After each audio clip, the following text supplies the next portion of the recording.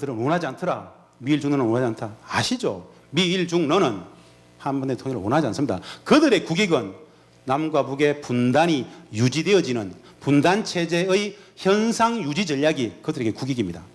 지구지수는 진리입니다. 외교적인 언술 체계로서 예전에는 말입니다. 그래도 남과 북의 평화와 통일을 원한다고 이야기했었어요. 지금은 대놓고 남북의 통일을 원하지 않는다라고 이야기를 합니다. 공식적인 외교석상에서 그 이야기 합니다. 진짜 알아야 됩니다. 그래야 우리가 미몽에서 깨어나서 자각을 해야 분단의 문제를 보고 통일 평화를 누가 어떻게 풀 것인가를 알 수 있습니다. 미일 중론은 한반도의 분단 현상 유지 전략이 그들에게 국익이더라. 이들은 이렇게 대놓고 이야기를 합니다, 이제. 그래서 진짜 우리가 잘해야 됩니다. 분단은 국민 불행의 공동체죠. 분단 체제는 평화 체제가 국민 행복의 근원이고 토대입니다. 그러면 분단을 넘어서 평화로 가려면 남과 북이 진짜 우리가 잘해야 됩니다. 우리가. 그들은 남북의 분단을 남북의 적대로 가르치지만 그런 생각을 해보세요. 어떤 거냐? 1992년도에 여러분 1992년도에 한국과 중국은 수교를 했습니다. 한중 수교를 했습니다. 중국은 어떤 나라냐면요. 한국 전쟁 당시에 180만의 인민지원군을 파견했던 나라입니다. 180만 중에 120만의 사상자가 발생했어요. 그 전쟁에는 말입니다. 당시에 모택동의 아들 모한영도 참전했습니다. 전사했어요. 그 모한영은 지금도 북측의 평안북도에 묻혀 있습니다. 중국으로 돌아가지 못했어요. 이랬던 중국하고 우리는 1992년도에 한중 수교를 합니다.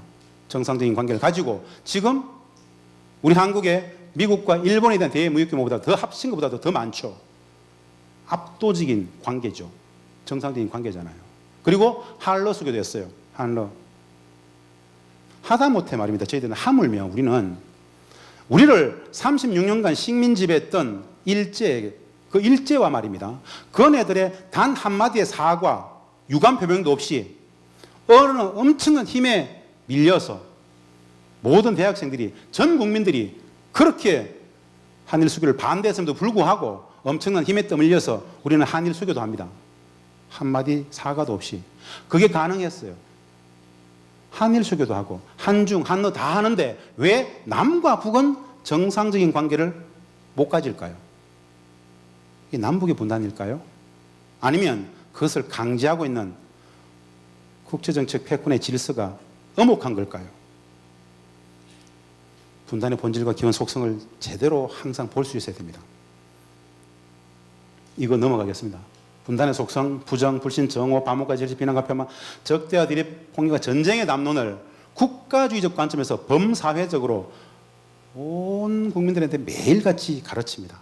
학교 교육 속에서, 방송을 통해서, 종편을 통해서 적대와 정오, 반목과 질시 담론을 계속 가르칩니다. 국가주의적 관점에서 범사회적으로 일상적으로 가르치기 때문에 우리 한국 사회의 극단적 불신이 엄청나게 만연합니다. 이 적대와 정오, 반목과 질시의 담론은 삶을 살아가면서 만나게 되는 모든 인간관계들에 그대로 다 발현이 됩니다. 북에 대한 적대, 좋아요. 주입한다 칩시다. 저 적대의 감정, 정오의 감정, 이 담론들, 감정은 말입니다. 주입받고 체화시켰기 때문에 내가 삶을 살아가면서 다 발현이 됩니다. 정상적인 국가, 온전한 공동체는 말입니다. 존중, 신뢰, 나눔과 배려, 관용과 포용, 행복, 화합력, 공사랑, 행복, 즉 진, 선, 미의 가치 교범을 가르칩니다. 그것이 정상이에요. 그 조직이, 그 가족이, 그 기업이, 그 군대가 어떻게든 온전하고 확대 재생산돼야 되기 때문에 이것을 가르칩니다. 그런데 우리는 적대적 분단체제 속에서 이 담론을 절대화합니다. 비정상이에요. 누구도 누구를 믿지 않는 극단적 불신사회의 자양분으로서 분단체제의 적대 대결 문화가 존재합니다. 비정상이죠. 그래서 대한민국은 OECD 회원국가들 중에서 공동체 신뢰지수가 가장 최하입니다. 극단적으로 낮아요. 늘 적을 가르치니까 비정상이라는 말씀을 드리고 싶다는 겁니다. 분단 심화와 국가 불신의 만연. 이것이 어떻게 가능했을까? 제일 위에 보시죠. 대한민국의 정책 결정 투명성이 2007년 34위였는데 2014년 130에 되었다. 참혹한 지수죠. 진짜 참혹한 지수죠. 다보스 포럼, 세계경제 포럼이 2015년 1월에 발표를 했습니다. 2014년에 지수들을 2015년 1월에 발표했어요. 다른 것도 있습니다만은 정책 결정 투명성이 2007년 34위가 2014년 133위 됐다는데요. 이 132위와 134위는 부룬디와 우간다입니다. 그들은 1인당 GDP가 300불이에요. 우리는 1인당 GDP가 28,000불이죠. 진짜 참혹한 지수입니다. 2007년 34위의 정책 결정 투명성이 2014년 133위가 되는 이 99계단이 7년 만에 대폭락을 했는데 저것을 가능하게 했던 우리 사회적인 엄청난 문화적 배경은 뭐였을까요? 우리는 저 7년간 그냥 선거 2번 했을 뿐이었습니다. 왜 저것이 가능했을까요? 그 시기에 우리 사회를 압도했던 문화적 담론이 뭐였을까요? 종북 좌빨의 담론이었습니다. 분단 심화. 6.15 14가 보정되어 가는 속에서 전쟁 기운이 엄청나게 엄습을 하죠. 진짜 참혹한 것은 여러분, 다보스 포럼의 이 133이라는 지수는 말입니다. 모집단이 몇 개 국가인 줄 아십니까? 여기 모집단이 140개 국가입니다. 당시의 저 정치 권력은 국민들을 진짜 모독한 거예요. 대한민국 국민들의 1인당 개인 생산성은 말입니다. 싱가포르, 대만, 일본, 독일, 이스라엘 이들 나라들하고 어깨를 나란할 정도로 탁월합니다. 굉장히 헌신적이에요. 책임성도 높고요. 어릴 때부터 엄청난 경쟁 사회 속에서 자기 임무 수행 능력이 진짜 고도로 높습니다. 그런데 이 개인 한 명 한 명의 생산성은 말입니다. 국가 제도와 딱 결부시켜가지고 대한민국 국민 국가별 개인당 이런 생산성하면 60위권 밖으로 나가버립니다. 이 60위 정도의 간극을 체제, 제도, 이 분단 체제의 불합리, 몰 가치성이 담보하는 것들입니다. 엄청난 비생산성들을 양산하죠. 분단은 비정상이다라는 말씀을 드리고 싶은 겁니다. 거짓과 왜곡, 일상 이런 것들은 넘어가겠습니다. 불신사회, 관계파괴, 공동체 붕괴, 근본이 무너지고 기분이 사라진다.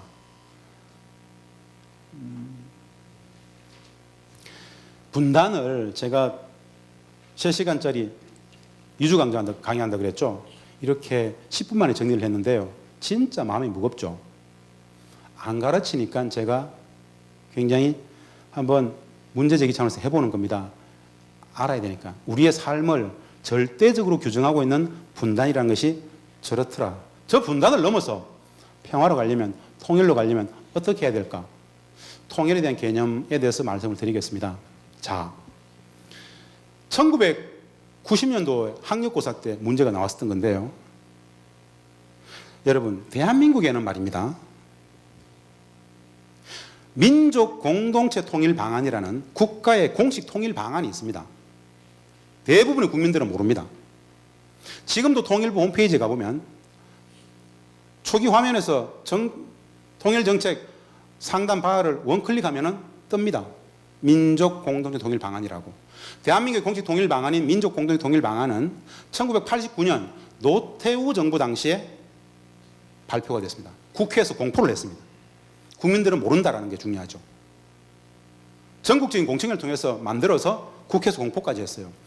1990년도에는 학력고사 문제를 낼 정도로 가르쳤습니다. 그런데 김영삼 정부 때부터 안 가르쳐요. 김대중 노무현 정부에서 살짝 가르칩니다. 또 이것도 안 가르쳐요. 대부분 다 잊혀졌죠. 민족 공동체 통일 방안, 통일부 홈페이지는 이렇게 나옵니다. 노태우 정부 당시에 발표가 된 국회에서 공포한 통일 방안으로서 노태우, 김영삼, 김대중, 노무현, 이명박, 박근혜 정부를 이어오는 대한민국 역대 정부의 공식 통일 방안입니다라고 설명을 하고 있어요. 근데 대부분 국민들은 몰라요. 분단을 넘어서 통일 방안이 엄연히 존재함에도 불구하고 왜 안 가르칠까요? 왜 안 가르쳤을까요? 왜 그 통일 교육을 하지 않고 분단 심화의 교육, 남북의 이질성 심화의 교육, 적대 교육, 반목과 질시 정오의 교육을 확산시켰을까요? 분단 체제가 목적이기 때문에. 참혹한 거죠. 거기에 대해서도 누구도 문제 제기하지 않아요. 그런데 말입니다. 남북 간에는 이미 합의한 통일 방안이 존재한다 그랬죠. 이게 지금 우리 학생들이 보고 있는 대한민국 공식 통일 방안입니다. 통일의 개념을 우리는 대부분 완전 통일 이것만 생각합니다. 그런데 대한민국의 공식 통일 방안인 민족 공동체 통일 방안은 통일의 개념을 이렇게 설명합니다. 평화가 통일이다라고 설명합니다. 수십 년의 오랜 평화의 과정으로서 통일을 설명을 해요. 1단계 화해협력의 단계, 이거 수십 년 해야 됩니다. 수십 년. 화해협력, 교류심화, 경제협력, 개성공단 같은 거 10개, 20개 만들고 왔다 갔다 하고 여행하고 소위 말하는 국민의 정부, 참여정부 시기, 그 시기를 남과 북의 화해협력의 시기로 봅니다. 저거 수십 년 해야 돼요. 예를 들어서 지금으로부터 딱 10년 전에 2007년 기준으로 보면 말입니다.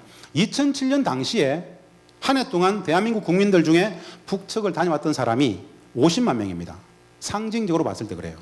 그러면은 정치, 경제, 사회, 문화, 경제 엄청난 교류협력의 문화가 있었죠. 그런 시기들을 최소한 20년 이상은 해야 된다는 게 이 화해협력의 시기입니다. 이 화해협력의 시기를 지나서 어느 정도의 신뢰가 구축됐을 때 한반도 평화협정 체제, 평화체제가 된다. 즉 휴전협정을 폐기하고 평화협정을 체결하는 정도의 신뢰가 되었을 때 남북연합으로 가자라고 우리는 그림을 그립니다. 남북연합은 기존의 남과 북의 양 지역 정부가 기존에 갖고 있는 모든 권한들을 그대로 다 갖고 있는 겁니다. 정치권, 외교권, 국방권, 일체의 권한들을 그대로 다 갖고 있으면서 남북 양 지역 정부의 상위에다가 남북 정상회의, 남북 강요회의, 남북 평화회의와 같은 세계의 회의체들을 상징적으로 운영하면서 민족의 통일 문제를 전담케 하는 것. 이게 남북연합이에요. 이 남북연합을 또 1, 20년 하다가 완전 통일은 진짜 완벽하게 휴전선 허물고 하나의 체제, 하나의 제도, 한 사람의 대통령, 단일한 정치 권력을 형성할 수 있다고 판단이 되었을 때 그 시대를 살아가는 후대들이 결정하게 하자. 이것이 대한민국의 공식 통일 방안인 민족 공동체 통일 방안의 기본 개념입니다. 오랜 평화의 제도화 과정 수십 년이 걸립니다. 그러면 이 민족 공동체 통일 방안이 설정하는 통일은 뭔지 아세요? 다시 말씀드리지만 평화의 오랜 과정, 즉 평화가 통일이다라고 가르쳐요. 이 완전 통일의 저것도 순간 시간입니다. 그 이유도 평화의 제도화예요. 그래서 개념을 이렇게 잡으십시오. 통일 그러면 평화로 대체를 하십시오. 우리 국민들이 너무 쉬운 통일 그러면 굉장히 어렵게 생각한다는 것은요. 통일에 대해서 어떻게 생각하니? 되겠어요, 쟤들하고. 이렇게 다른데. 그러니까 그 통일의 개념을 평화 공존으로 본다라면 쉽습니다. 왜? 오랜 평화의 제도와 과정으로 존재하기 때문에 통일은 평화의 오랜 과정이다. 이렇게 설명해버리면 눈앞에 통일은 평화가 통일입니다. 그래서 질문을 할 때 통일에 대해서 어떻게 생각하십니까? 라고 묻지 않고 평화에 대해서 어떻게 생각하십니까? 라고 묻는다라면 문제는 굉장히 간단해집니다. 왜? 평화가 통일이기 때문에. 자, 여기서 대한민국에는 이런 민족 공동 통일 방안이 있습니다. 그런데 이미 남과 북은 2000년 6.15 공동선언 2항에서 우리 대한민국의 공식 통일 방안인 민족 공동체 통일 방안의 1단계 화해협력의 단계, 2단계 남북연합의 단계까지 합의를 했어요. 통일 방안을 합의했습니다. 즉 남북은 이미 합의한 통일 방안이 존재합니다. 합의한 통일 방안이 있어요. 이게 바로 2항인데요. 6.15선언 2항인데요. 남과 북은 남측의 연합제안과 북측의 낮은 단계 연방제안에 서로 공통성이 있다고 인정하고 이 방향에서 통일을 제안을 한다. 남측의 연합제안. 사실은 낮은 단계 연방이라는 개념은 없던 개념을 연합제와 조응시키기 위해서 만들어낸 개념입니다. 단순화시켜보면 결론적으로는 남과 북은 이미 화해협력을 거쳐서 남북연합까지는 같이 갑시다라고 합의를 했어요. 이게 6.15 공동선언 2항입니다. 합의한 통일 방안도 있어요. 왜 남과 북은 평화의 제도와 통일이 안 될까요? 분단의 본질, 분단의 기원, 분단의 속성을 꼭 잊지 마십시오. 남북이 합의한다고 될 수 있는 그런 호락호락한 문제가 아니다라는 것.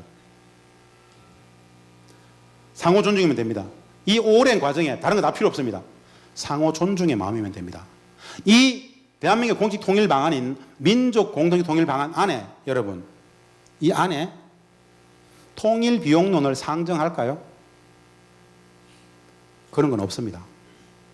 우리 사회에 굉장히 정설 상식으로 통용되는 통일 비용론은 거짓 담론입니다. 허구예요. 그런 건 없습니다. 통일 비용론의 전제적 개념은 뭔지 아세요? 북한이 붕괴되었을 경우에 북한의 2,500만 인민들의 1인당 GDP를 3,000불, 5,000불, 7,000불까지 올리는데 대한민국 국민들이 1인당 매년 세금을 몇백만 원, 몇백만 원 내야 된다는 이야기예요. 그런 통일 비용은 없습니다. 이데올로기죠. 정치적 공세이죠. 그리고 군사적 심리전입니다. 적대적 관계에 있는 군사적 심리전을 일반 국민들의 통일 담론으로 가져와가지고 논의한다는 것은 진짜 비극이에요. 참여정부, 국민의 정부 당시에는 통일비용론을 주장하지 않았어요. 왜? 이 과정에 상호 존중의 마음 하나면 됩니다. 돈이 들지 않아요. 근데 통일비용론은 북한 붕괴론을 근저로 해서 굉장한 활약을 했습니다. 반통일 담론으로서 국민들의 뇌리를 확실히 박아버렸죠. 우리 국민들을 통일 문제로부터 등을 돌리게 하는 데는 굉장한 역할을 했습니다. 반통일 담론이었으니까요. 내가 왜 저 따위 놈들한테 통일 세금을 내야 돼? 필요 없어. 그런 통일 필요치 않아. 통일 문제로부터 다 등을 돌리겠다라는 게 바로 북한 붕괴론과 흡수통일론, 통일 비용론의 반통일 담론적 성격이었다는 겁니다. 소개만 했습니다. 예.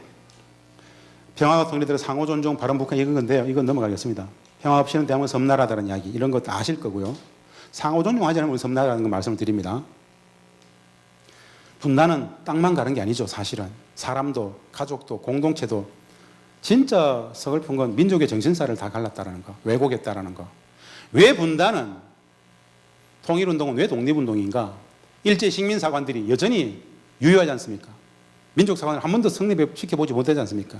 우리는 우리의 역사를 한 번도 써보지를 못했어요. 여러분 이 자리에 계신 학생들도 똑같이 한사군의 위치를 대동강 북측에서 다 잡았을 겁니다. 한무제 한사군. 역사전쟁을 하고 있잖아요 지금. 48년 8월 새로운 정부가 수립됐습니다만 초중고에서 가르쳤던 그 역사교과서는 다 조선 총독부가 만들었던 역사교과서였습니다. 한 번도 우리의 역사를 못 써봤어요. 청산이 되지 않았기 때문에 그 역사 그대로 왔습니다. 이 자리에 계신 학생들이 상식으로 배웠던 진실로 배웠던 얼지문덕 장군의 살수대첩은 대동강 위에 청천강의 광역을 그것이 전쟁터라고 배웠죠. 근데 명나라의 대명일 통제에는 대련 위에 요동반도 요서 그 지역을 살수로 보고 살수란 지명까지 있습니다. 그 모든 일제 36년의 식민사관을 그대로 받아가지고 여전히 진리로 상식으로 가지고 있어요. 진리와 상식은 이렇게 다룰 수 있습니다. 북측은 고구려사를 가르칩니다. 우리는 삼국지대를 가르치죠. 북측은 삼국지대를 일제가 삼국유사와 삼국사기를 원본을 다 조작해서 해례본으로 깔아버렸기 때문에 그 해례본 자체를 믿지 않아요. 그래서 그들에게는 삼국시대가 없습니다. 존재는 하죠. 고구려시대를 가르칩니다. 그들의 상식은. 고구려 밑에 백제와 신라가 붙어 있었고 신라가 당나라와 연합해서 고구려를 멸하고 민족의 광역권을 동북 삼성의 만주, 부여처, 고조선의 역사 그것이 아닌 대동강 이남으로 끊어버렸다. 이렇게 가르쳐버려요. 그런데 그것이 그들에겐 진실이고 상식이고 우리는 삼국시대가 진실과 상식이죠. 이 다름들이 또 존재합니다. 이 말은 민족의 정신사가 진짜 엄청 많이 왜곡됐다는 이야기인데요. 단순한 문제가 아니죠. 최소한 고토해볼 이야기하는 게 아닙니다. 민족의 정신사만이라도. 최근에 나온 자료에 보면 모택동도 주원래도 그 시기에는 말입니다. 동북공정 나오기 훨씬 전에는 만주의 역사, 동북 삼성의 역사는 조선의 역사다. 다 인정을 해서 드렸습니다. 그것을 일반화시킬 수 있어야 되겠죠. 분단이 가로막고 있는 폐해들인데요. 넘어가겠습니다. 상호 존중이면 됩니다. 아무것도 필요 없습니다. 예, 지금 시간이 다 깨있기 때문에 지금까지 온 게 분단체제는 말입니다. 철저한 상호작용의 관계인데 분단체제는 이렇게 가르치죠. 근데 분단체제는 엄혹한 적대적 관계 속에서의 상호작용의 관계입니다. 예를 들어서 대한민국에서 북측하고 공식적인 협상을 가장 많이 한 세 사람 중에 제가 한 명인데요. 남북이 공식적인 협상에 대입을 해서 주고받을 수 있는 대화의 주제들이라는 것은 우리 사회 속에서 국민들하고 상식적으로 던지는 그런 이야기들이 아닙니다. 그 자리에는 진실이 있잖아요. 그 자리에서 우리 국민들하고 그냥 보편적으로 하는 그런 이야기들을 막 할 수 있을까요? 없죠. 그게 분단체제라는 겁니다. 소위 말하는 국익적 관점이라는 것.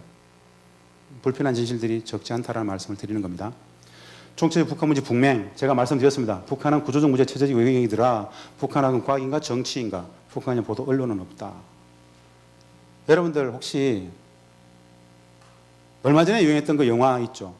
택시 운전사 보셨습니까? 택시 운전사를 보면서 어떤 생각이 있었습니까?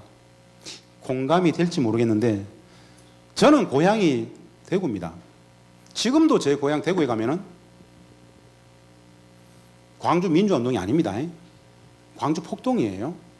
여전히 빨갱이들이 북한의 특수부대가 내려와서 한 지수로 60% 그렇게 믿습니다. 어른들.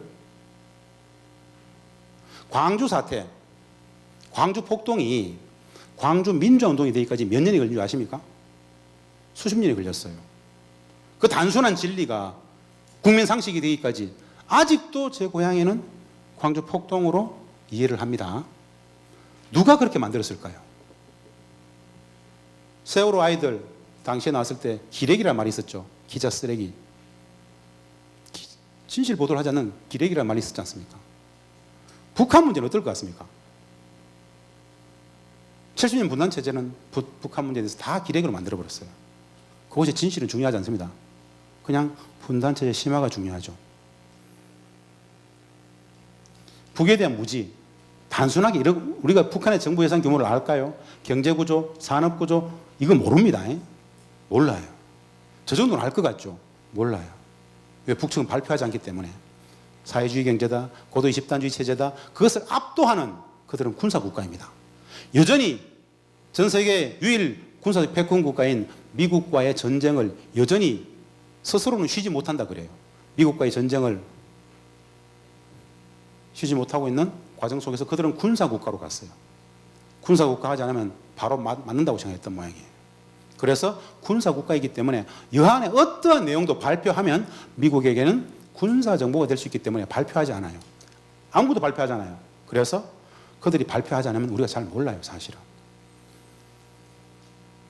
예, 이런 것들, 예를 들어서 이건 뭐 제가 2003년 10월에 대통령님께 보고했던 한 보고서의 한 페이지인데요.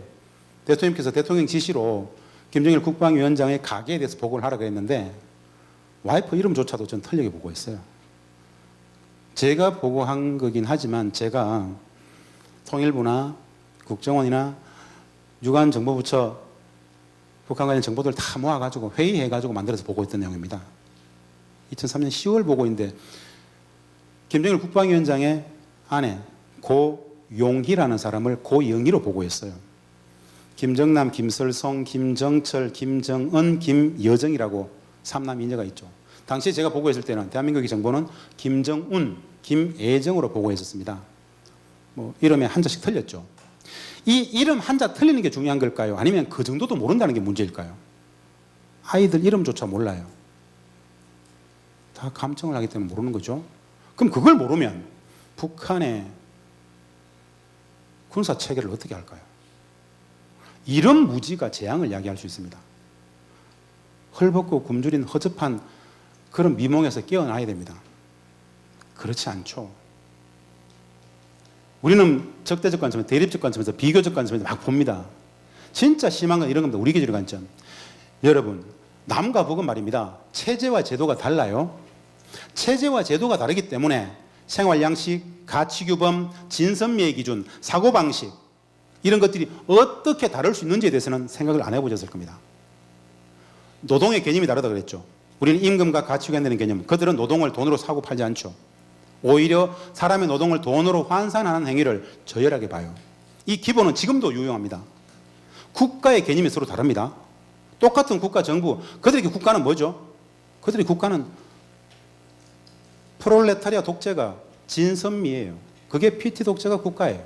우리는 국가 아니죠. 정치의 개념이 서로 달라요. 정치의 개념이. 자유의 개념이 다릅니다. 우리는 자유, 개인적 자유, 자유죠. 그들은 사상 속에서의 자유, 공동체 속에서의 자유를 그래요.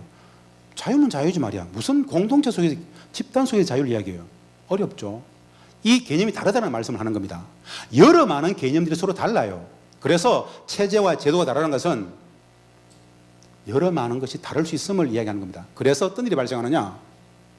우리 기준의 관점은 그걸 모르면 일방적 기준이 될 수 있습니다. 이렇게 정리할 수 있는 거예요. 우리 사회 속에서의 상식이라는 것이 저 사회 속에서도 상식일까? 항상 상식은 아닐 수 있습니다. 뭘 상식일 수도 있습니다. 우리 사회 속에서의 일반인이 보편인이 하는 것들이 저 사회 속에서는 특수일 수도 있습니다. 이상하다와 이상하지 않다의 기준이 소수냐 다수냐의 문제일 수 있습니다. 그렇죠? 남북의 차이, 다름을 틀림으로 보면 안 된다라는, 그것을 일방적 기준으로 보면 안 된다라는 말씀을 드리고 싶은 겁니다. 그런데 우리는 북측을 몰라요. 최소한 북한의 국가 전략이 뭔지, 북한의 대미 전략이 뭔지, 북한의 대남 전략이 뭔지 진짜를 알아야 되잖아요. 그냥 호시탐탐 적화 야욕을 누리는 헐벗고 굶주리는 찌질한 루저들, 이것이 보편적인 우리 사회의 북한에 대한 인식이죠. 그런 공동체가 존재할까요? 우리의 상식으로서는 존재해야 되죠. 진실은 진짜 그럴까요? 이 간극을 메우지 못하면 역지사지가 안 되는 겁니다. 그들 입장에 못 써봤잖아요. 그들이 진짜 무엇을 추구하는지, 이 모든 것을 가리는 것이 어떤 접촉면들도 단절시키고자 하는 것이 살아 움직이는 유기체로서의 분단 체제라는 겁니다. 여기에 틀린 손은 없죠. 다른 손이 존재합니다. 마찬가지로 남북의 차이는 다름, 차이라는 것 말씀을 드리고 싶은 겁니다. 우리가 아는 북한 이런 거고요. 이거 개념들이 다 다르다는 말씀을 드리는 건데요. 꼭 시간 나시면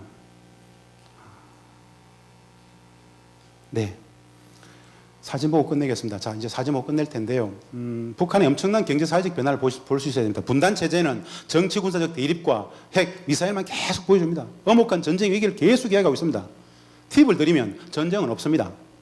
전쟁은 없습니다. 다만 전쟁 위기가 있을 뿐입니다. 전쟁 위기는 분단체제가 항상 일상적으로 구조하는 위기입니다.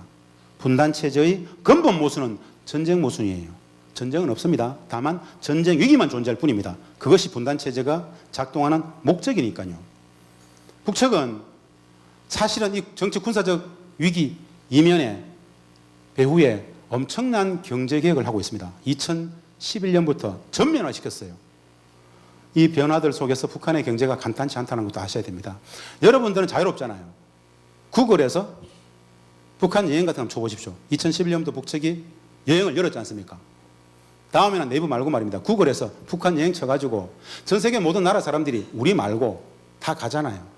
물론 미국도 지난 9월 1일 이후로 미국 사람들이 북한 여행을 막았습니다. 그러나 다른 나라 사람 다 간단 말입니다. 그들이 북측을 다녀와서 써온 여행기, 기행문, 페이스북이라든가 SNS에 넘쳐납니다. 구글에서 북한 여행 치면은 관련 이미지부터 굉장히 많이 나올 겁니다. 하나둘 서핑하다 보면은 읽게 되면은 간접적이나마 해외 관광객들이 북한에 가서 느끼는 감정들을 같이 보게 되고 여행기를 읽게 되면서 그 변화들을 간접적이나마 보게 될 겁니다. 물질적인 경제 사회적인 변화가 엄청나다라는 것을 인식할 필요가 있다는 것이죠. 식량난이 호전이 된다, 뭐 이런 것들, 대무역 규모가 최대적 성장했다는 이야기들, WFAO, 우리 코트라 여러 발표들이 있습니다. 그런 것들을 마주할 수 있어야 되겠죠. 예를 들어서 결론적으로 말씀드리면요, 미국의 의회조사국이 이렇게 발표를 했어요. 2015년 7월 발표입니다. 북한 경제상황 호전, 주민생활 향상, 산업의 시장원리 개선 계획 조치, 경제생계의 창출, 처분권 사적 소유 인정, 대규모 건설공사 붐, 김정은 정권이 북한제의 정점에서 권력을 공고하고 있다. 뭐 이런 이야기들. 어떻게 인식해야 될까요? 식량난이 또 이런 이야기들까지. 그들 온라인 쇼핑몰을 하고 손전화를 쓰고 스마트폰을 쓰고 카드 결제를 하고 집으로 음식을 배달하고 이 변화들도 알아야 됩니다. 그냥 우리 적대적 분단 체제가 보여주지 않는 것들도 이제는 알아야 됩니다. 이 무슨 자급자족의 자립 경제를 국가 전략, 국가 경제 전략이지 않습니까? 자급자족의 자립경제의 국가 경제 전략인데 어디에서 돈이 나와서 지금 이루고 있을까요? 뭔가 돈이 생겼기 때문에 국가의 재원정책, 리소스들 분배가 달라졌기 때문에 이럴 수 있겠죠. 왜 북한을 여행하는 해외 관광객은 이런 사진을 여행기에 올려놨을까요? 본인의 전통적인 북한에 대한 이미지는 헐벗고 굶주림의 대명사이잖아요. 근데 저곳에도 카트를 쓰더라. 슈퍼가 있네. 뭐 이런 것들을 올리는 것이죠. 그만큼 모른다라는 것이죠, 우리가. 예, 사진 보고 이제 대충 끝내겠습니다. 시간이 좀 지나가니까요. 해외 관광객들이 평양국제순환공항에 나와가지고 심카드 사면은 카톡, 페이스북, 메신저, 유튜브, 모든 SNS 다 된다는 말씀을 하는 겁니다. 예, 그냥 일상 관광객이 찍은 사진들이니까 보겠습니다.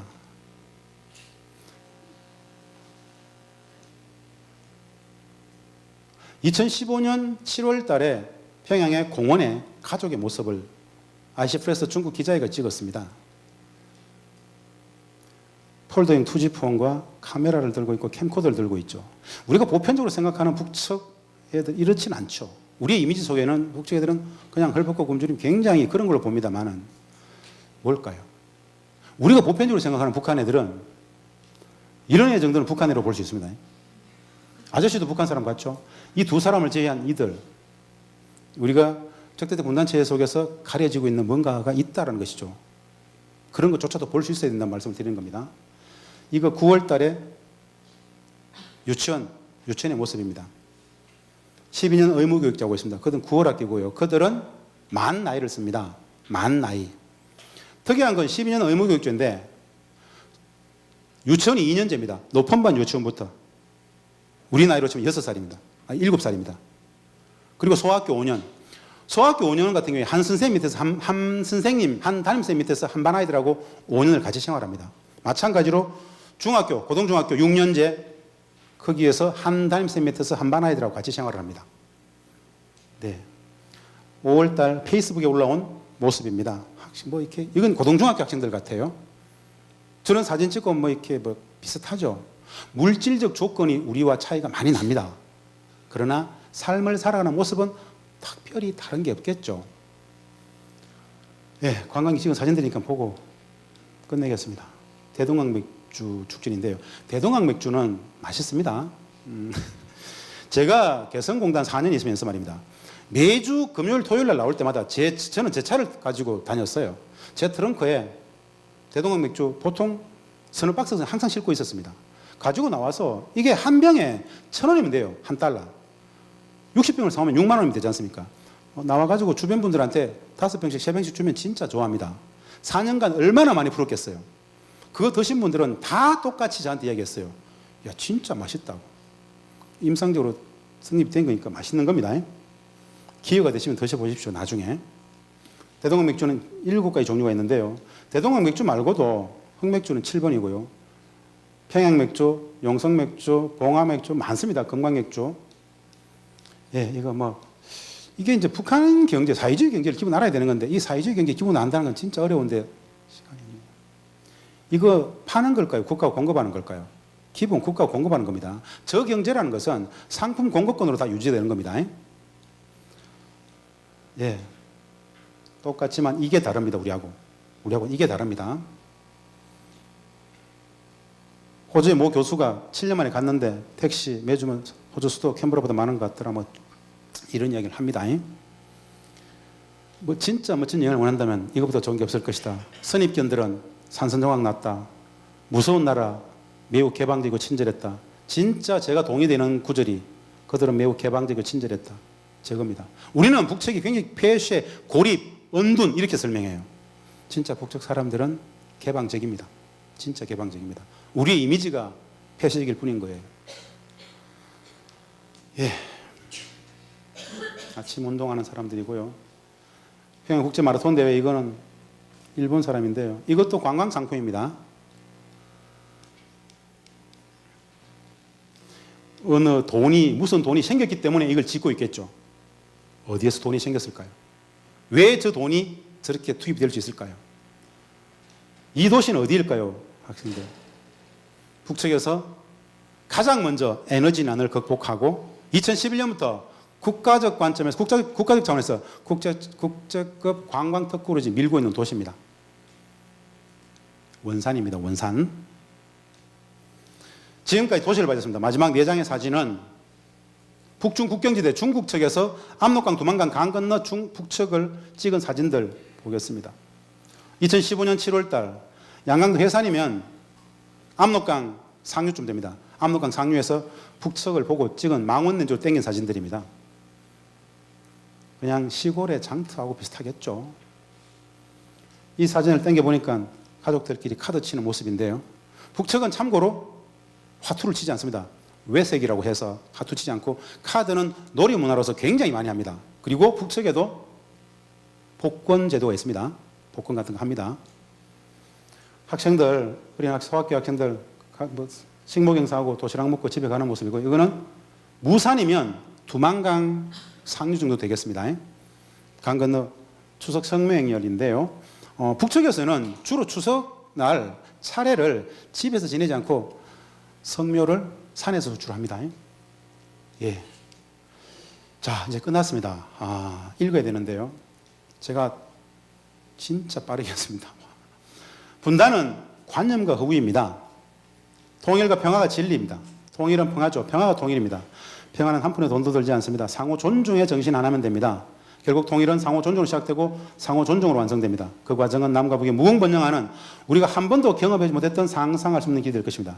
개성공단에 들어갔던 기업들은 대부분 영세한 기업들이었습니다. 이 아주 영세한 노동집약적인 기업들조차도 2년이면 세계 최고의 경쟁력을 담보하는 세계 최고의 기업이 됩니다. 그러면 마케팅 능력과 기술력을 담보하고 있는 대한민국의 중견 기업들이 북측과 만나면 어떤 일이 발생할까요? 진짜 상상할 수 없는 일이 발생합니다. 그것이 바로 한반도 평화경제가 가져다 줄 엄청난 미래인데요. 골드만삭스가 남북이 평화경제로 하게 되면 20년, 25년 안에 G7에 넘어가게 될 것이다. 소련의, 러시아의 사회과학원이 남북이 평화경제로 하게 되면 G5 안에 드는 거 15년이면 된다. 이런 질문을 한번 던져볼 수 있습니다, 여러분. 남북이 말입니다. 남북이 지금 당장 평화체제로 가서 군사력을 합쳐버리면, 남북의 군사력을 합치면 세계 몇 위 정도의 군사력을 가지게 될까요? 4위를 가지면 4위가 됩니다. 미국, 러시아, 중국 다음에 우리가 남북이 군사력을 담보하게 됩니다. 이것이 남과 북의 평화라는 거예요. 평화. 분단되어 있기 때문에 엄청난 약소국이죠. 남과 북이 평화라고 하게 되면 진짜 어마무시한 역량을 가진 8천만을 담보하는 지역에 있어서의 실질적인 역할을 할 수 있는 국가가 되죠. 그 정도의 말씀을 드리면서 제 강의 마치겠습니다. 감사합니다.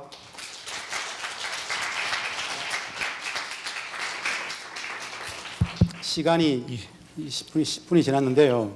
주최 측에서 책을 3권을 준비했어요. 교수공단 사람들이라고 제가 쓴 책을 준비했는데, 예, 지금 열강해 주신 우리 선생님께 너무 감사드리고요.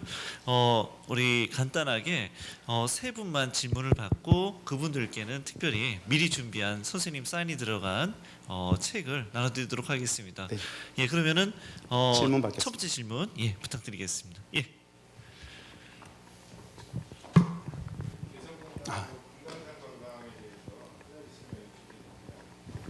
최근에 개성공단 쪽에서 가동이 저희가 중단한 이후로도 가동이 계속 되어 왔다, 이런 얘기들이 있는데, 이게 이제 중국의 그 기업들하고 북한하고 이제 그 모종의 이제 커넥션이 있어가지고 되어 왔는데, 그 사람들이 그 700에서 800 1인당 그 인건비를 이제 700에서 800불을 주어왔기 때문에, 만약에 남북이 이렇게 타협이 되고 여건이 개선이 된다 그래도 아마 북한에서 하지 않으려고 할 것이다라는 이제 그 신동아 기자들이 그 중국 측 인사들의 얘기를 듣고, 네. 그러니까 단념하라 뭐 이런 식으로 이제 논조를 제가 들었고, 또 금강산 관광이 아까 이제 선생님 말씀하셨다시피 최근에 뭐 우리나라 사람들만 빼고는 다 전 세계 사람들이 다 가는 데인데, 금강산 관광이라는 게 결국 박광자 씨의 네. 말하자면 네, 그 맞습니다. 총격 사건 때문에 그게 중단이 됐는데 제가 그 현대 아산에서 오래 근무하신 분한테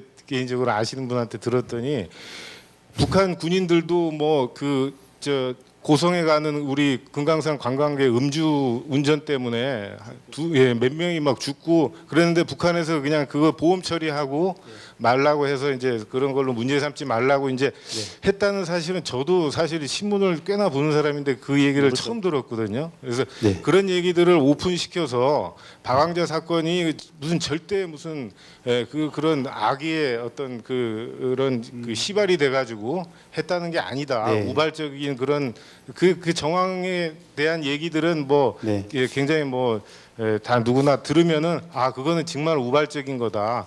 그 옷차림도 뭐 북한 사람처럼 돼가지고 그 말하자면 이렇게 탈북하려는 그런 움직임 때문에 오해해가지고 죽은 건데 남한 사람으로 오인해서 죽은 건 아니다. 이제 이런 것들이 그래서 금강산 관광이 만약에 발동이 걸리려 그러면은 어떻게 해야 그게 이제 다시 재개가 될 수 있는지 그런 방안이 어떤 것이 있는지 궁금합니다. 네. 신동아 기자의 그 논조는 결국 개성공단 하면 안 된다는 이야기입니다. 그 개성공단에 대해서 신동아 기자 또한 마찬가지로 돈의 관점에서 보잖아요. 돈의 관점에서 개성공단을 보기 때문에 북측이 개성공단을 왜 했는가에 대한 본질을 들여다보면 북측은 개성공단을 합니다. 돈의 관점에서 하지 않았다는 건 지금도 유효하죠. 다만 많이 올라가지고 15만 원 2015년 기준 줬었는데 그 사이 또 올랐겠죠. 어느 정도는. 2003년도 200에서 250불 정도 줄 수 있었으면 2011년 제가 협상을 많이 하던 시절에 우리 기업들한테 물어보면 400~500불까지는 줄 수 있다고 그랬어요. 4~50만 원까지 줄 수 있다고 그랬습니다. 그것까지 요구하지 않을 겁니다. 북측이 개성공단을 하고자 하는 이유는 돈과 경제의 관점이 아니기 때문에 협상을 통해서 만나서 풀면 됩니다. 만나기도 전에 이런 조건이 있을 것이기 때문에 어떻다. 구름 잡는 소리이고 별 의미가 없을 것이고요. 저 같은 경우에는 언론에 나기 전에 이미 올해 초부터 2, 3, 4월부터 중국에 오다를 받아가지고 원부자재 받아가지고 개성공단에서 임가공해서 나갔다. 사실은 중국에 임가공 단가 주고 했던 거 개성공단에 남북 경협했던 거 똑같은 이치입니다. 했던 것이고요. 방법의 절차의 문제가 아니죠. 의지와 철학의 문제라고 봅니다. 저는. 그래서 북측이 이만큼 우리 받았기 때문에 이만큼 달라라고 이야기하지 않을 겁니다. 그거보다 무조건 낮게 받을 겁니다. 최초에 개성을 했던 6.15 공동선언에 정립 입각해서 특혜적 조치로서 내놓겠다라는 합의가 있습니다. 특혜. 그 이야기를 하면서 평화적 관점을 앞에 두고 그들에게도 경제적 문제가 필요하기 때문에 맞추면 되겠죠. 그거 하나고요. 두 번째 맞습니다. 금강산 관광객 박광자씨 사건은 2008년 7월 사건입니다. 이미 우리는 2008년 7월 이전에 2008년 2월에 개성공단 전면 동결시키고 남북 당국 관계가 언제 대립적인 적대적 국면으로 갔을 것 같습니까? 국민들은 모릅니다. 언론도 모릅니다. 사실은. 발표하지 않으면 모르잖아요. 새 정부는 2008년 2월 23일로 기억합니다. 이명박 정부의 초대 국방부 장관이었던 이상희 국방부 장관은 북측을 공식적으로 주적이라고 선언을 합니다. 6.15 14고 다 필요 없어요. 북한은 지금까지 국민의 정부 참여 10년 표적이었고 북한은 주적이다라고 이야기를 해버려요. 그럼 끝이죠. 남북 당국관계 파탄 내겠다는 거죠. 모든 합의들 부정하겠다는 것이었죠. 그리고 2008년 7월 박광자 사건은 빌미였습니다. 아까 말씀하신 것처럼 국민의 정부 시기 2002년 월드컵 4강 하던 날 우리하고 터키하고 3, 4위 하던 날 서해에서 2차 교전이 있었죠.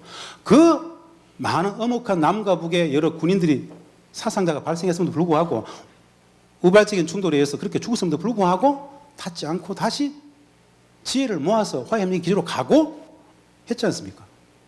박광자 사건 같은 경우에 진짜 알아야 될 건 말입니다. 있어서는 안 될 비극적인 사건이 발생한 거예요. 당시 이것을 요약을 해보면 그런 겁니다. 박광자 씨 사건이 났을 때 남과 북이 공동조사를 했습니다. 그래서 우리 측은 세 가지를 주장했어요. 제가 개성공단에서 있을 때인데요. 현대아산하고 국정원하고 통일부 다 들어가고 국측하고 어떻게 합의를 했냐면 세 가지를 요구했어요. 첫 번째 진상규명.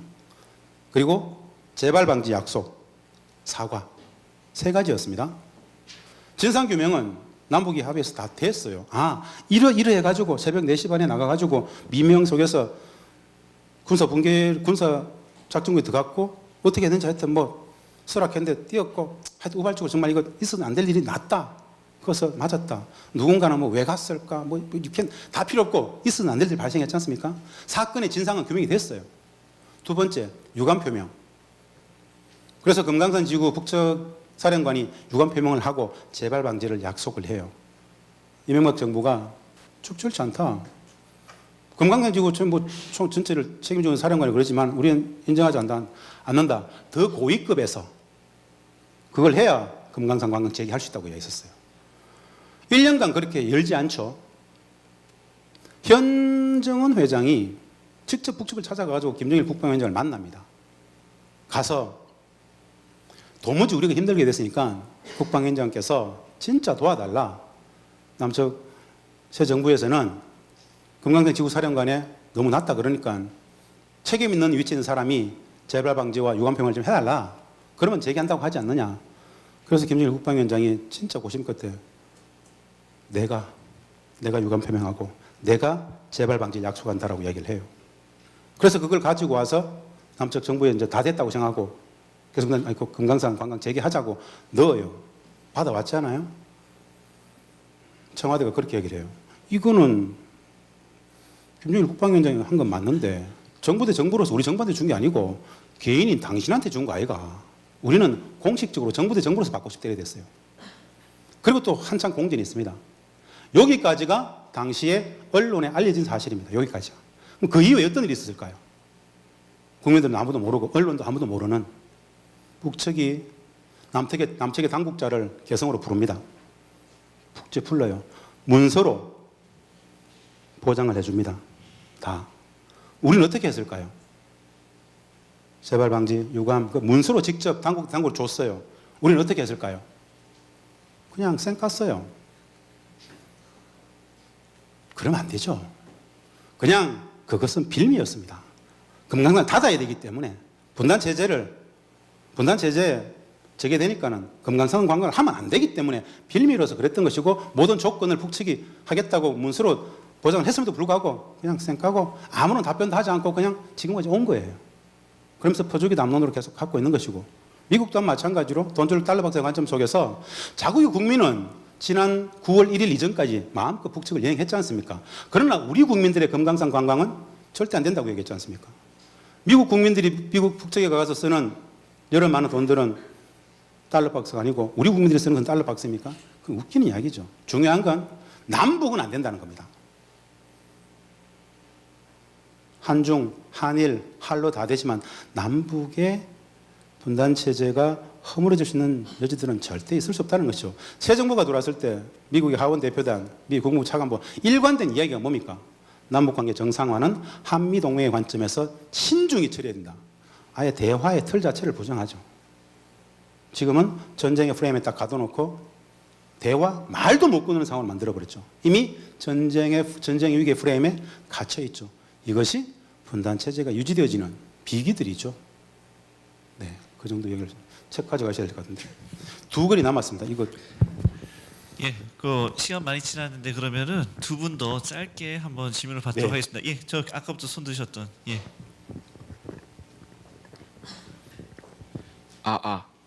네. 네. 근데 이제 김정은 집권기 이후에도 북측의 그런 평화적인 의도가 계속 이어진다는 걸 어떻게 확신을 하시는지, 그리고 또 김정은 집권 이후에 개성공단이라든지 이런 관계에 있어서 어떤 변화는 없었는지, 기조 변화 없었는지 궁금합니다. 예, 뭐 김정은 집권 이후에 어떤 기조의 변화 한 가지 분명한 게 있습니다. 이건 좀 알고 계셔야 될 문제입니다.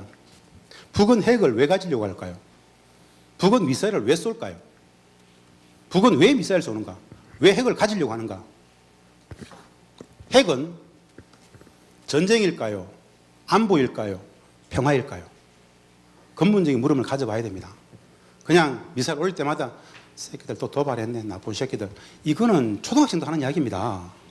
그러지 말고 근본적으로 왜 쏘는지를 알아야 안 쏠 수 있는 조건들을 만들 수 있지 않겠습니까?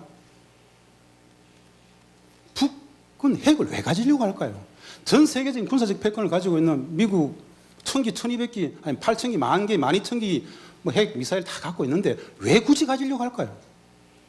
북의 입장에서는 여러분, 북의 입장에서는 핵과 ICBM이 그들은 안보라는 말을 안 씁니다. 보위라는 말을 쓰죠. 그들에겐 그것이 자기들은 보위라 그래요.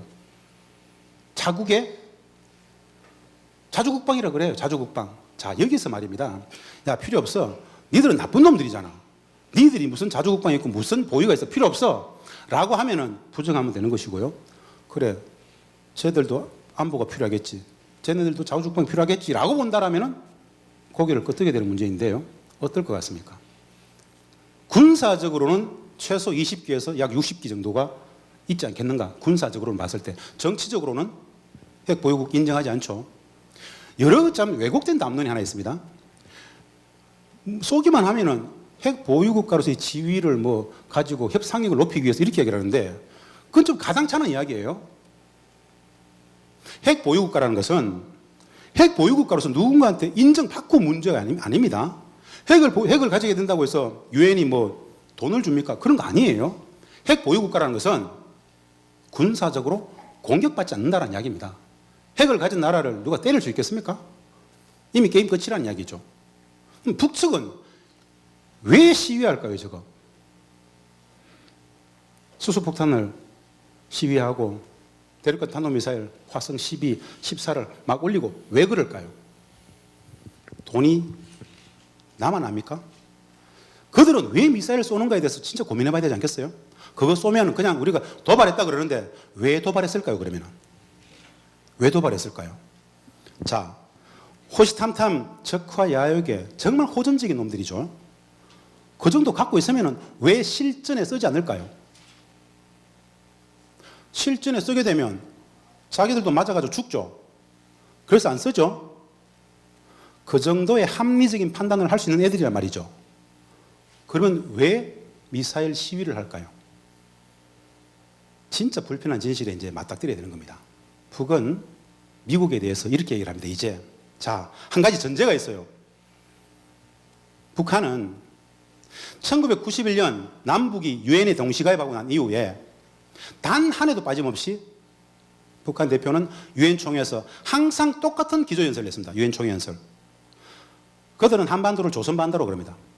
조선반도에 있어서의 모든 군사적 긴장과 적대의 모든 형식적 원인은 전쟁을 끝내지 못한 휴전 상황에 문제가 있다. 전쟁을 종식시키고 휴전협정을 평화협정으로 맺게 되면 미국과의 모든 적대 관계가 사라진다. 정전협정 폐기하고 평화협정 맺자라고 계속 유엔 총회에서 계속 연설을 했어요. 우리의 상식으로는 말입니다. 91년 이후에 일관되게 미국에 대해서 휴전협정 폐기하고 평화협정을 맺자 그러면 설사 그것이 거짓이라도록 만나서 평화협정 맺어야 되는 거 아닙니까? 왜 평화협정을 안 맺을까요? 미국은. 팩트는 그들은 일관되게 미국에 대해서 평화협정 체결을 요구해 왔어요. 평화협정이 진실이잖아요. 휴전체제를 계속 유지하는 것은 적대가 계속 유지된다는 이야기잖아요. 적대를 정상적인 관계로 내려놓고 종전선언하고 평화협정 맺자라고 계속 일관되게 주장해 왔는데 왜 우리는 미국은 그 협정의 당사자로서 필요 없어. 왜 안 맺어줬을까요? 평화협정을 맺게 되면 분단체제가 허물어지잖아요. 이 땅에 평화협정이 체결돼 버리면 북한을 깡패국가 러브스테이트로 만들어 놓고 동북아 전략, 동아시아 전략을 마음껏 정치, 경제, 군사적인 개입을 해왔는데 그것이 사라져버리면 어떻게 됩니까? 분단체제가 유지가 안 되지 않습니까? 그래서 평화협정 체결 요구에 나서지 않는 거예요. 북측의 일관된 평화협정 체결 요구를 위한 협상 제의에 미국은 나서지 않았어요. 그것을 포장을 했어요. 어떻게? 전략적 인내라는 말로서. 전략적 인내. 필요 없어. 핵이라 내놔라. 좋아. 우리 핵 내려놓을게. 우리 핵 내려놓을 수 있다. 우리가 핵을 내려놓겠으니까 너네들은 우리에 대한 군사적 적대, 전쟁하지 않겠다, 침략하지 않겠다라는 보장을 해라. 이 상호 일괄 타결해버리자. 그게 바로 2005년 9.19 공동성명, 2007년 2.13 합의, 6자회담 두 합의예요. 이거 누가 깼습니까? 미국이 꿰버렸잖아요. 김정은 체제 들어와서 다른 거 딱 하나예요. 김정은은 이렇게 얘기했습니다. 아버지 김정일 국방위원장의 대미 군사 전략을 굉장히 비판했어요. 뭐가 다르냐? 본질적으로 다른 게 하나입니다. 더 이상 미국에게 대화와 협상을 통해서 평화협정을 구걸하지 않겠다. 미국이 평화협정에 나올 일이 없다. 이유가 없다. 이 상황 속에서는. 미국이 평화협정 체결에, 평화협정을 위한 체결에 나올 수 있는 조건은 딱 하나다. 그들도 불안해야 된다. 휴전 상황이기 때문에 상호 적대할 수 있죠. 휴전 전쟁을 못 끝내기 때문에 상호 적대가 당연한 거 아니겠습니까? 상호 적대가 당연한 과정 속에서 지금까지는 미국이 일방적으로 북한을 때릴 수 있었어요. 그런데 미국도 북한이 마음을 먹으면 때릴 수 있어. 이렇게 되어야만 미국이 불안해서 비정상적인 휴전 상황, 전쟁 중인 상황을 종식시키고 평화협정 체결을 할 수밖에 없을 것이라고 보는 겁니다. 그래서 북측은 미국에게 야, 우리는 이만큼 쏠 수 있다? 이만큼 올릴 수 있어? 우리 괌 주변에 공해상에 네 발 탄착할 수 있어? 이래도 평화협정 안 맺을래? 라는 이야기예요. 이게 진짜 어려운 겁니까? 이해가 어려워요? 쉽습니다. 평화협정을 체결할 것이냐 말 것이냐의 문제가 북핵 미사일 문제의 본질이죠. 그런데 분단체제는 절대 이렇게 해석하지 않습니다. 오로지 한미동맹적 관점 속에서 어떻게 됐든 대한민국의 국민들의 안보가 생존이 어떻게 됐든 그냥 나쁜 새끼들 또 도발했네. 이거면 끝이죠. 그래서는 문제의 해법이 풀리지 않는다라고 보는 겁니다. 혹 이해가 됐을지 모르겠네요.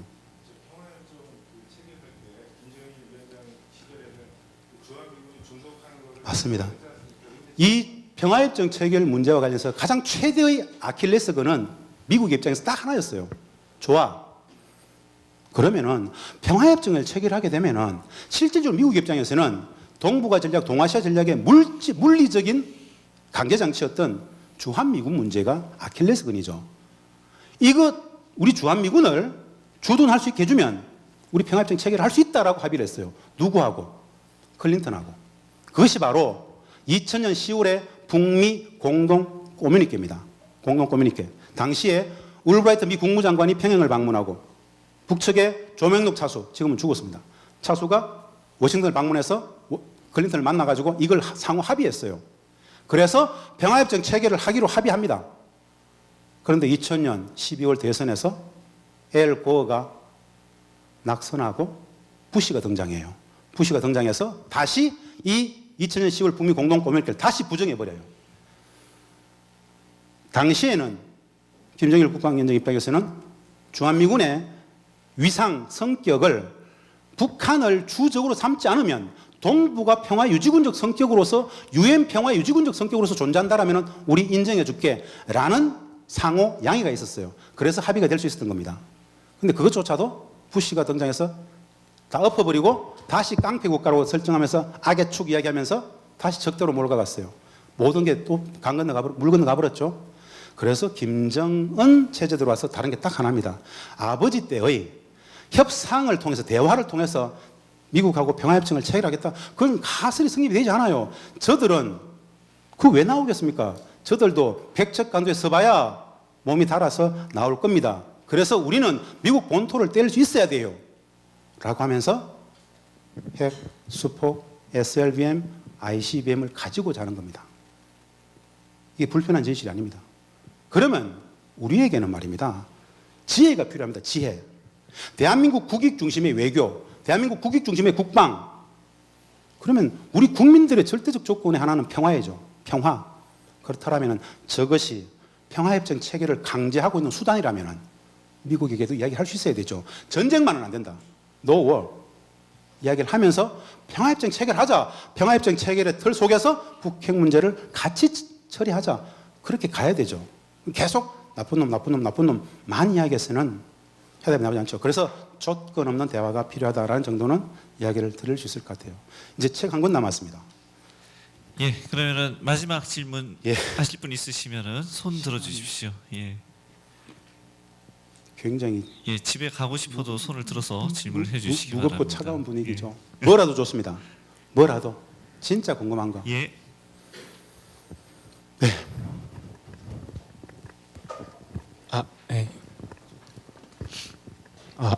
오늘 위원님 그 강연 잘 들었습니다. 제가 궁금한 것은 아까 그 우리나라 기업인과 또 정부에서 10년 넘게 남북 경협을 하자고 이렇게 요청을 해왔는데 응하지 않다가 2000년에 들어서 갑자기 북한이 공동선언을 통해서 그 남북 경협에 응하게 된 그 배경에 대해서 좀 여쭙고 싶습니다.